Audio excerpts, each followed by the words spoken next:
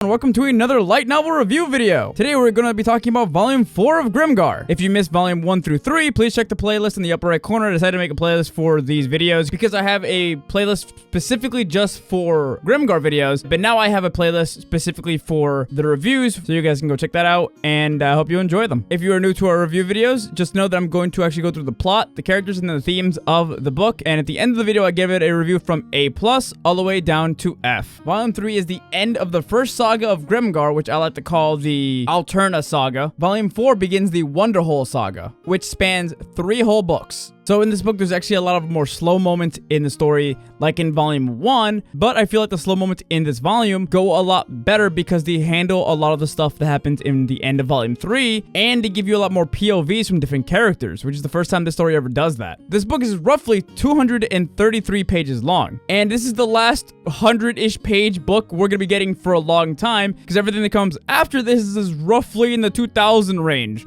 So we're gonna start getting a lot bigger books now. That being said, there is a lot of stuff jam-packed into this book, and I'm gonna have to skip some of the stuff to actually make the video at a decent length. So if you want me to go into more details of certain sections in the book, please let me know in the comments, and I'll make videos talking about those sections. And if you enjoy videos like this, please hit the like button, share, tell me in the comments down below what other light novels you guys want me to talk about, or other books in general, and I'll try to make videos on them. But let's begin with Grimgar, Fancy and Ash, Level 4, The Leaders and the Lead. This light novel starts with the biggest trolling of an audience I have seen in a isekai. For those of you who have checked out Volume 3, you know that Mokuzu dies at the end of Volume 3. At the beginning of this volume, it starts out right where it ended. Mokuzu falls over and dies. Haru yells out to him. Mokuzu, in the first couple pages, gets back up and is completely fine. And it turns out this was Haru just dreaming. Who is he? He's an asshole, sir. The writer definitely knew what he was doing, and I have to be honest, I kind of respect it. About half the light novel can best be summed up as the characters more or less dealing with the fallout of Volume 3. So at the beginning of the story, Haru essentially is trying to walk around dealing with the money they're getting from the attack on Deadhead Keep. There's also a lot of Haru trying to wrangle his party together to go to the Alterna Bank to be able to get any equipment or money that Mokuzu had in his saving, and being able to bring his sword to the bank so they can save it. It's a lot of fluff, if I'm being honest, but it's also used to show you just how much his death affected the party, because they're also all dealing with the death of Mokuzu very differently. In the first section of the story, Haru is just kind of like moping around sad, but he's still actually doing stuff to help the party. He goes to Brittany to actually get the money they got for their bounties, which, by the way, expect a video next week of me talking about why this bounty, this like small subplot thing, actually makes Renji look like an asshole, because he looks pretty bad when it comes to how they share the money from their bounties. But I'll talk about Renji more in a separate video, because he deserves his own video of why I just don't like Renji. But the other characters are all dealing with their own problems, and we get their POVs. Yume is in a depressive coma, basically, where she can't even get out of bed, and her internal monologue is about as Yume as you can possibly get. Yume was feeling real fuya fuya. What was fuya fuya? Yume didn't really know that herself, but she was feeling fuya fuya. So fuya fuya was all she could call it, because she was feeling fuya fuya. What? Shiharu is in a really weird place. She's not feeling anything. She's very just drained emotionally, and she feels really, really guilty because she's not feeling anything for Mokuzu's death. If this doesn't last that long, eventually she does start to actually break down, because she's actually in shock for a very long time. Ranta's gorging himself on just food at a stall where him and Mokuzu used to go eat ramen. And Ranta's words, he's eating Mokuzu's share because no one else can. And that's actually very sweet when you start to think about how stupid Ranta is, and this is his way of just kind of honoring Mokuzu. And it is sweet. It's really sad though. Mary's getting absolutely shit-faced because she's depressed at the fact that she didn't cast protection again, and this could have saved possibly could have saved Mokuzu. She thinks it could have, but there's no actual way of 100% knowing this. However, Mary does almost get assaulted, and a new character that was introduced in Volume 3 called Mr. Tall actually punches the crap out of the guy that tries to assault her. And this is how they introduced Kuzaku into the actual story. Kuzaku becomes the new replacement tank for their party. However, he is actually pretty terrible at being a tank. And a very large section of the middle part of the story is essentially Haru and his friends adjusting to the changes in their party. Now that Moguzu is actually dead, the rest of the party realizes that they all need to get better to make up the difference now. So everyone goes out and learns new skills and tries to better themselves throughout the entirety of the light novel. Almost all of them try to learn new skills that actually give them more damage overall, like Shihiru actually learns more thunder abilities, and Haru learns stuff like assault, which is a very, very powerful ability. By the way, if you want to know more about the individual Grimgar classes, I have made actual videos on them. Haru and his friends do eventually decide to go actually farming and grinding somewhere else, so they go to a place called the Wonder Hole. And this is where they start introducing more of the Grimgar world, and I love this book for it. Haru and his party finally get really far from Alterna for once. Go past the Sirene Mines where all the kobolds were. They go past Deadhead Keep. They go into what's known as the Quickwind Plains. There, they actually see new monsters like giants, and this does scare the shit out of them for like 10 seconds, because the Quickwind Plains is a giant open area, and giants run at you, and they do not give a fuck. Funny enough, this whole concept of giants just going after you in the Quickwind Plains is set up in Volume 4 and paid off in Volume 18 in one of the most terrifying ways possible. But Haru and his friends run past that, and they eventually do get to the Wonder Hole. The Wonder Hole is actually a giant hole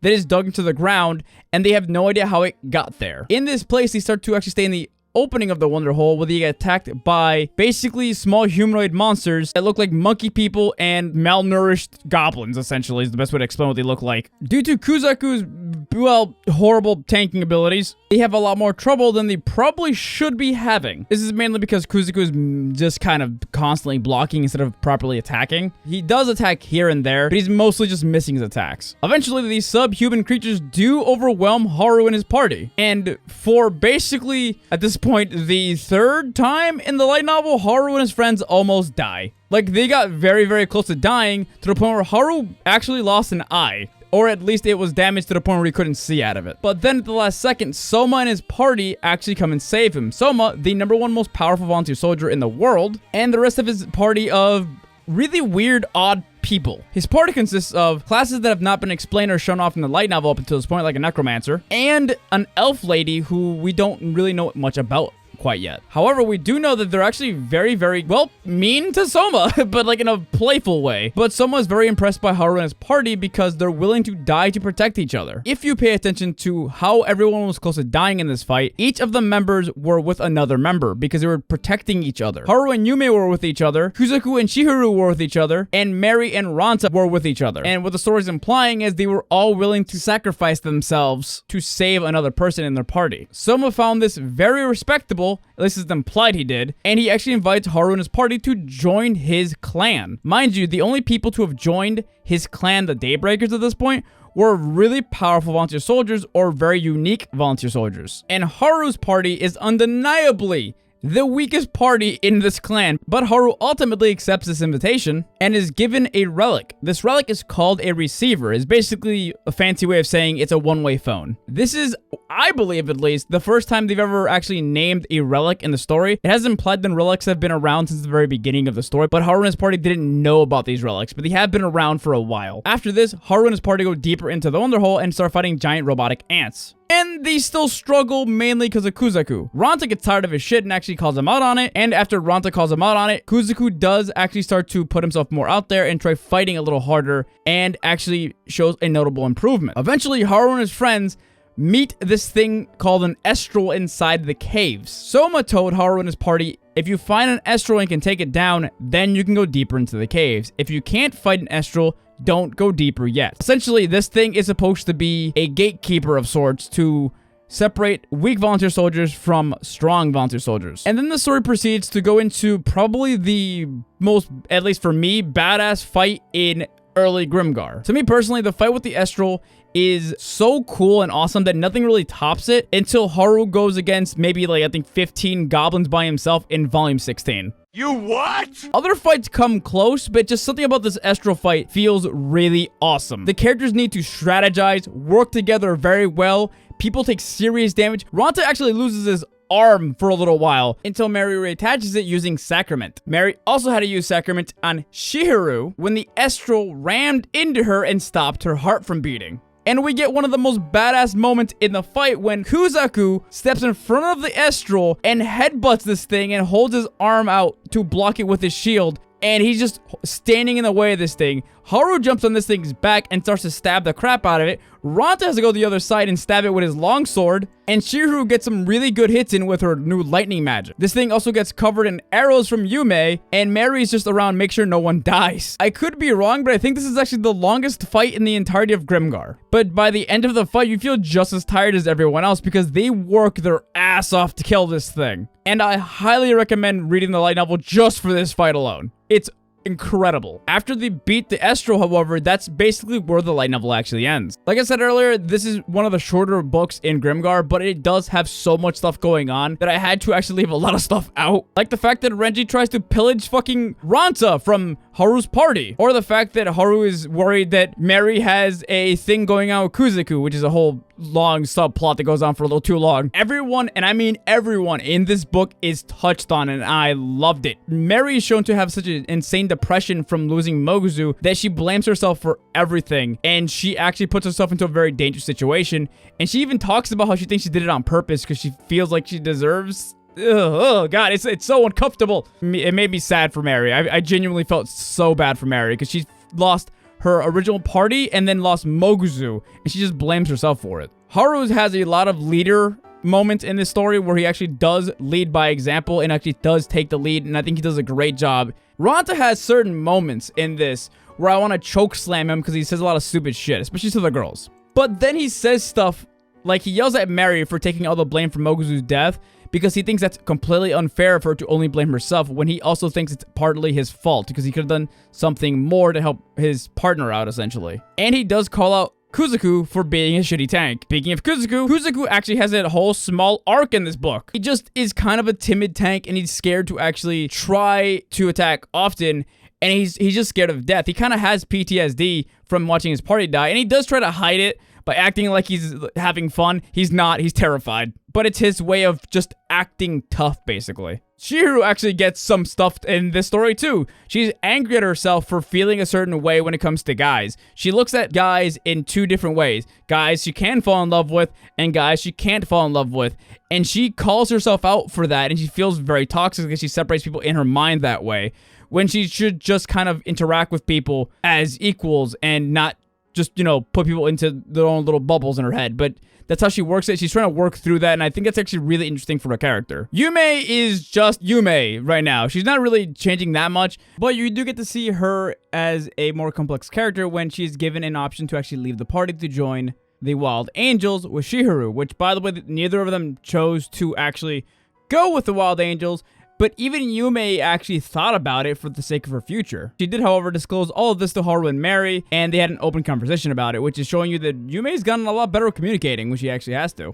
Plus, her and Chihiro are actually a lot better at attacking Ranta now, and they have no problem calling him out on his BS at all anymore, and it's one of the more entertaining parts of having them actually develop as people. They stand up for themselves a lot more now. In terms of themes, this entire book is more or less just embetterment. Be better, work harder, look at yourself critically, and try to make yourself a better person. And that's something that pops up all the time, especially with Haru. Overall, I have to honestly give this book a A+. It's one of my favorite Grimgar books. It does get a little slow in certain sections, but overall, I think it is really, really good. And I keep forgetting this book is only 233 pages long. It feels so much longer than that because so much stuff happens in this book. But I will be making a video talking about Renji later because I figured out some stuff about him that it's been irking me for a while now. And I might also make a video talking about Ranta. But before I end the video, I will say thank you to our subscribers over on Twitch. Thank you to the Village Idiot. Thank you to the Book of Tea. Thank you to Full Throttle. And a special thank you to RJ Has Problems for all of your gifted subs. Subscribe to my Twitch or give someone a gifted sub for a chance of having you or them be shouted out at the end of my videos. Or click my thanks feature on my YouTube to have a chance of being shouted out at the end of the videos as well. Don't forget, when you're watching this video, I am probably live streaming on Twitch, so please go check that out. And I will see you guys in the next video. Thank you for watching. Have a nice day.